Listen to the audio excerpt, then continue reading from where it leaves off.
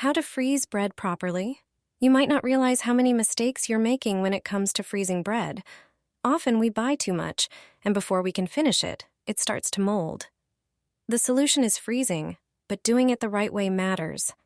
Here's how to effectively freeze bread and avoid common pitfalls to preserve its flavor and quality. Don't store bread in plastic containers.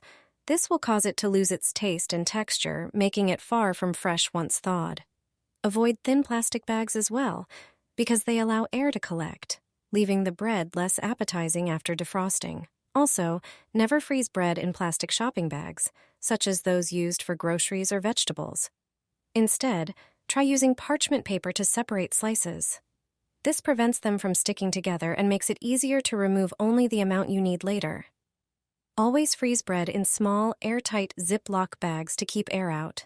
Use the top freezer drawer for bread storage, as it tends to be less cold and more convenient.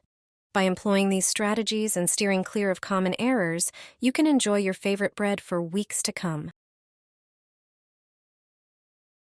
Throw bread into boiling milk. You'll be shocked at what kind of dish you can whip up from this. Take regular bread and tear it into smaller pieces by hand. Then pour 1 liter of milk into a pot and cook it on low heat until it boils. Once the milk boils, add the bread. Cook the bread in the milk for about 3 minutes. Then, using tongs, remove the bread and place it in a bowl. The remaining milk in the pot won't be needed anymore. Let the bread cool slightly. In the meantime, prepare an egg mixture. Crack 3 eggs into a bowl and add some spices. Use a mixer to beat the eggs into a thick foam. Add this egg mixture to the bowl with the bread and mix again until you achieve a fairly smooth consistency. Then pour the mixture into a round buttered baking pan.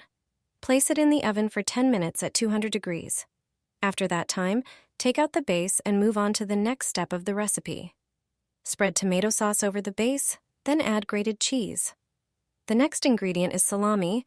Lay the salami slices over the cheese. You can also add your favorite vegetables.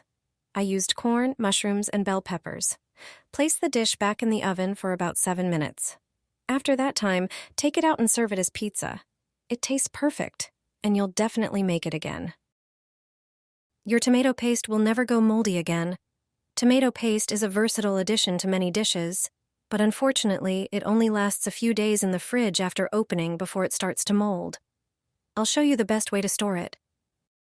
Take some baking paper and cut it into equal pieces, preferably squares. Lay 1 piece flat, then spread 1 tablespoon of tomato paste on it. Place another square of paper on top and press down gently with a glass. Repeat until you've used the whole jar. You don't have to worry about wasting food. This method is quick and easy.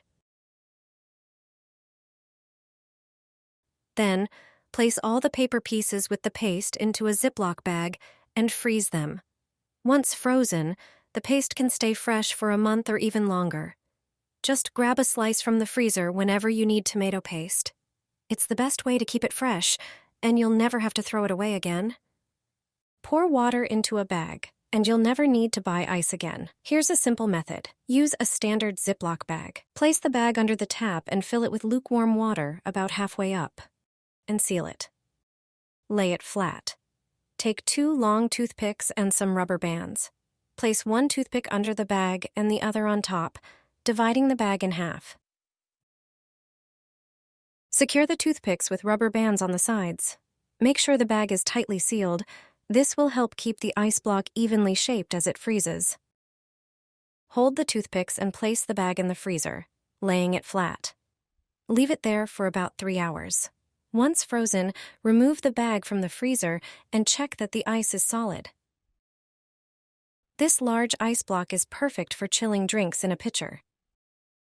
It's a simple and effective way to cool down when you need it most, keeping you ready for hot days. Freeze lemons and grate them to discover their amazing properties. How do you use lemons? Perhaps, like most people, just for garnishing dishes or adding a slice to your tea? Or maybe you squeeze the juice and mix it with water? If you think drinking lemon juice is enough, you're mistaken. Lemons have so much more to offer. Few people use them to their full potential. It's time to change that. Freezing lemons will provide extra benefits. A frozen lemon retains all its properties and more. To freeze a lemon, first wash it. Fill a bowl with water and add apple cider vinegar. The vinegar will remove toxins from the lemon.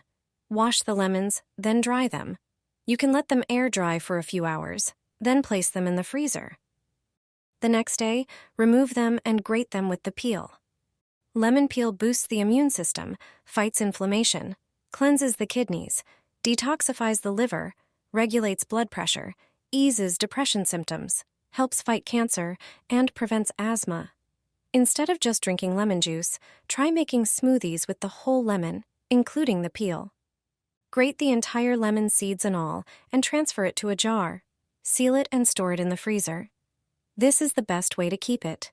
Use it as an addition to cocktails, desserts, breakfast cereals, or meals. It's excellent for strengthening, cleansing, and detoxifying your body. Here is a tried-and-true recipe for a nutritious dinner. Start by cutting toast bread into small cubes, just as you usually do for croutons. Don't throw away the crusts. Instead, cut them into smaller pieces. Next, put them in a jar with milk and leave them for a while. Meanwhile, place the chopped bread on a baking sheet and put it in a preheated oven at 100 degrees Celsius. Bake it for about 10 minutes until it is crispy. Now, prepare the meat. Take 300 grams of chicken breast and cut it into smaller pieces. Cut 1 onion into 4 parts. Add the onion and chicken breast to a food processor or blender. After a moment, add the milk-soaked crusts. Transfer the blender's contents to a bowl. Add salt and pepper to taste. To improve the consistency, add 2 egg yolks. Mix everything well. The next step is forming the cutlets. Prepare a bowl of ice-cold water. On another tray, place the pre-toasted bread and the meat mixture. Wet your hands in the water and take a bit of the meat mixture. Shape the meat into an oval shape. Then coat it in the bread. Turn it over so that the cutlet is covered on both sides. Heat a pan over medium heat with a little oil. When it is ready, place the cutlets one by one and fry until they are golden on each side.